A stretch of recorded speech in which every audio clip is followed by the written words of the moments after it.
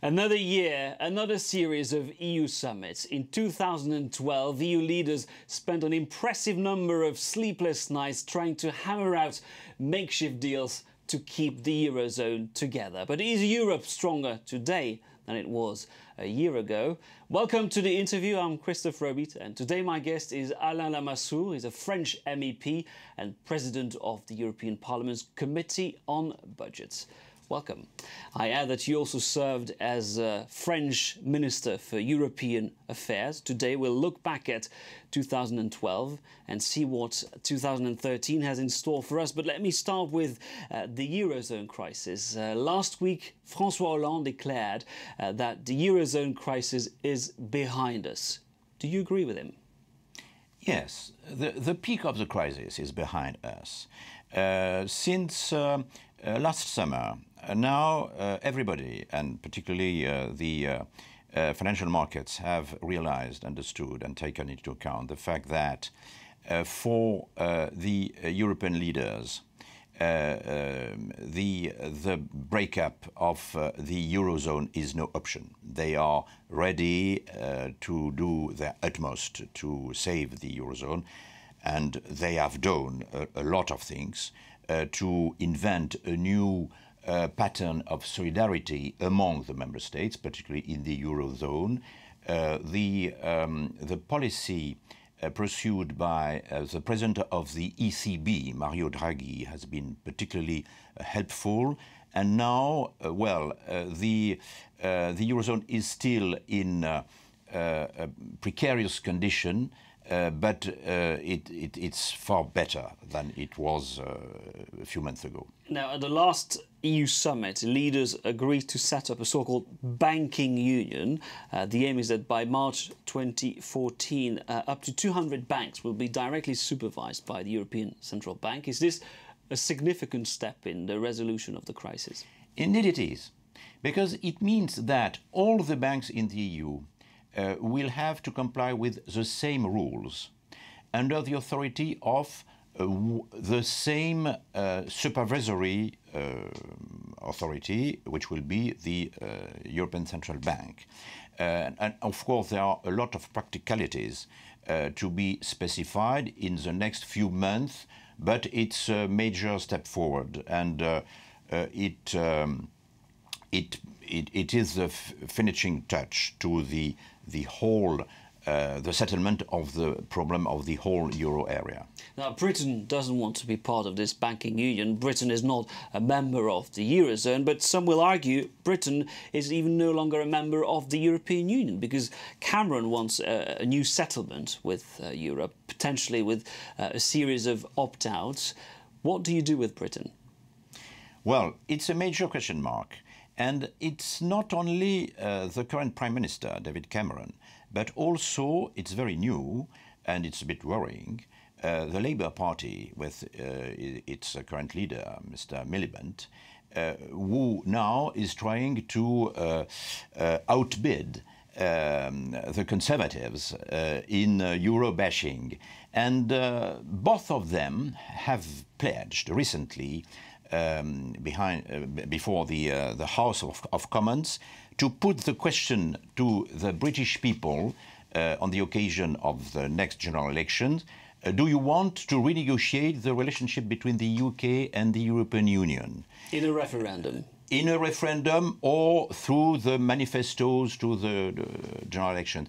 And, well, it's good news if it's a way for the Brits to say, for once and for all,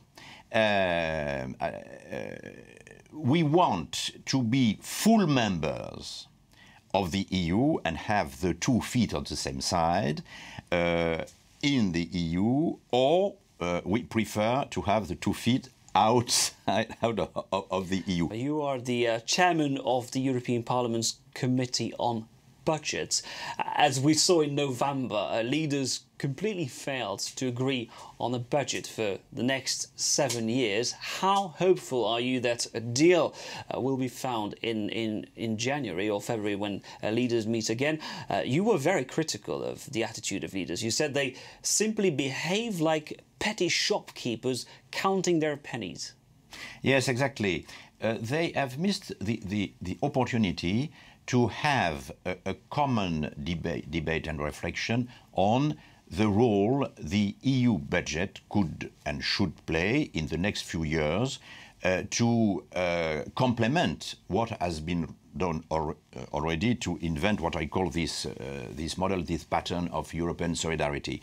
Because through our common budget, we can fund investment for the future, infrastructure, research, development, innovation, lifelong learning, etc., which are policies deemed very helpful by everybody, but which requires, of course, a minimum of financial means. Would there be a deal next year? And unfortunately, most leaders are very attached and keen on keeping what they have to finance old policies like agriculture or regional policies instead of policies for the future. And I am not very optimistic, to answer your question, on the possibility of a fruitful deal. If there is a deal in the next few weeks, it would be a bad deal. And it would be better not to reach an agreement if this agreement is not good for the future of Europe. What's next for Italy following the resignation of Mario Monti? It is very important for Italy to continue Monti's policy with or without Mario Monti. And it will be up to the Italian people because, as you know, they will be holding their next general elections in the early next year, probably in February. And we will see if the agenda of particularly the Social Democrats, led by Mr. Bersani, will take up the Monti's policy or not. I am not very optimistic about Mr. Berlusconi's party. Although Berlusconi belongs to the European People's Party, this is your umbrella party within the European Union. Is he completely discredited, Mr. Berlusconi? Indeed he is, unfortunately. Unfortunately for Italy, indeed it is. Indeed it is. But now, of course, the outcome of the elections in Italy will be very important for the country and for the eurozone and the European Union itself, because Italy is a founding member of the European Union. It's an important economy. And if Italy continues to recover, it's very good news for all of us. If it's different, now it will be very difficult for everybody. Alain Lamassoure, it's the end of the year. Time to look back at our leaders, including, of course, the President of France, François Hollande. If you had to give him a mark out of 10, how much would you give him? 5 out of 10. He was a good pupil of the European school, and he wanted to demonstrate, had understood the lectures given by his predecessor in France and his counterparts in other member states.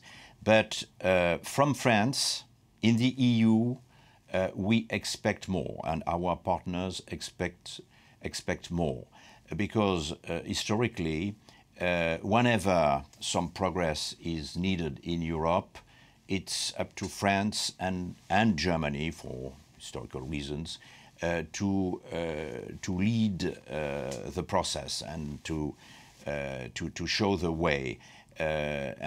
So far, President Hollande has been too shy and is almost proud not to speak with Chancellor Merkel before the European Council. It's a mistake, and I hope that France will find again the traditional role it plays in the EU. And very briefly, now one of the measures introduced by François Hollande was the new tax hike for the rich here in France. It's prompted a lot of reactions, including from one of your favourite actors, I would imagine, Gérard Depardieu, who is pledged to leave France and take up Belgian citizenship. What do you respond to the whole crisis? Well, my concern is that France, if these tax policies continue in France, we are heading for disaster. We are on the edge, on the brink of recession in France.